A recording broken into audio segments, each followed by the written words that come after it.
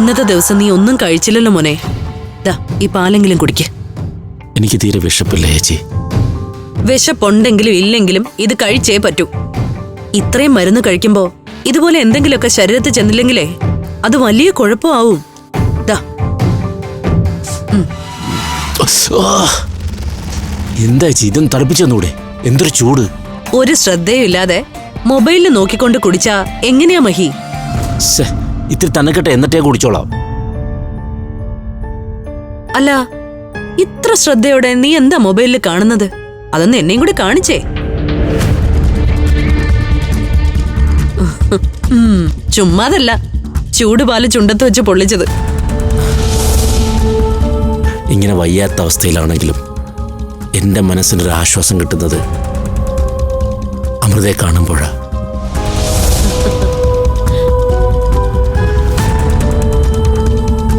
നിക്ക്, നീ അതൊന്ന് കുറച്ച് ബാക്കിൽ നിന്ന് പ്ലേ ചെയ്തേ.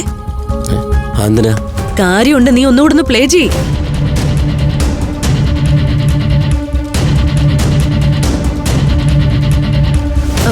പോസ് ചെയ്തേ, പോസ് ചെയ്യ്. ഇനി പ്ലേ ചെയ്യ്.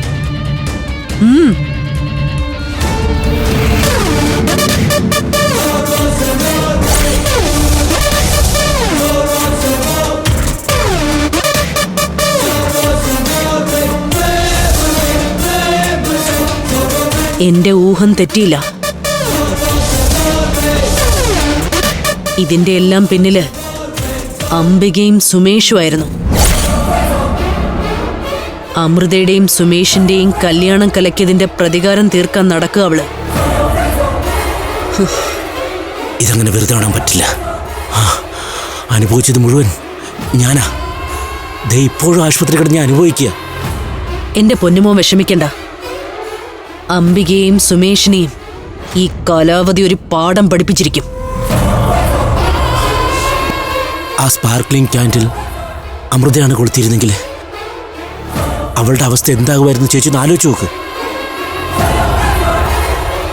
വികൃതമായ മുഖവുമായി എല്ലാ സൗന്ദര്യവും നഷ്ടപ്പെട്ട് എൻ്റെ അമൃത ജീവിതകാലം മുഴുവൻ സങ്കടപ്പെടേണ്ടി വന്നേനെ.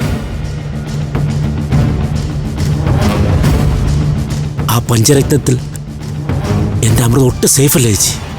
അവൾക്ക് ചുറ്റും 100 ശത്രുക്കളാണ്. ഇനി അവൾ അവിടെ അങ്ങനെ നിർത്തിയാൽ ശരിയാവില്ല. എത്രയും പെട്ടെന്ന് ഞങ്ങളുടെ കല്യാണം നടത്തി അമൃതയെ നമ്മുടെ വീട്ടിലേക്ക് കൊണ്ടുവരണം ചേച്ചി. അമൃതയുടെ കാര്യം ഓർത്ത് നീ പേടിക്കണ്ട. നിന്റെയും അവളുടെയും കാര്യത്തില് ഞാനൊരു തീരുമാനം എടുത്തിട്ടുണ്ട്.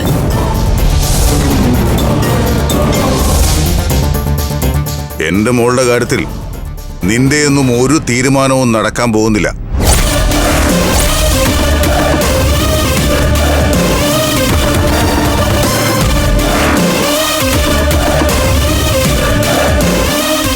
എന്റെ രക്തത്തിൽ പിറന്ന മോളാ അവള്.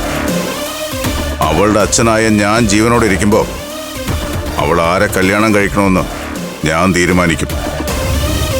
കുഞ്ഞളിയ മഹേന്ദ്ര, അമൃത മോളെ കല്യാണം കഴിച്ച് ഭാര്യയാക്കാന്ന് നീ വെറുതെ മനപ്പായസം ഉണ്ണണ്ട. ഒരു പൊടിക്ക് അടങ്ങടാ. ഇത്രയൊക്കെ സംഭവിച്ചിട്ടും നിന്റെ അഹങ്കാരത്തിന് ഒരു കുറവുമില്ലോടാ.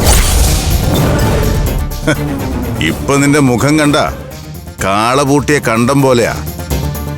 ഈ മുഖവും വെച്ചുകൊണ്ടാണോടാ സുന്ദരിയായ എന്റെ അമൃത മോളെ നീ കല്യാണം കഴിക്കാൻ പോകുന്നത്? നീ ഒന്ന് അടങ്ങ്. ഇയാൾക്കുള്ള മറുപടി ഞാൻ കൊടുത്തോളാം. ഇനി നീ എനിക്ക് എന്ത് മറുപടി അടി തരാനുള്ളത്? എല്ലാം തന്നു കഴിഞ്ഞില്ലേ? ആ ബോധം നിങ്ങൾക്കുണ്ടെങ്കിൽ ഇവിടെ വന്ന് ഈ അഭ്യാസം കാണിക്കില്ല. ഇനി എനിക്ക് ഒന്നും നഷ്ടപ്പെടാനില്ല. നീ കാരണം അനുഭവിക്കാവുന്നതിന്റെ പരമാവധി അനുഭവിച്ചു കഴിഞ്ഞു.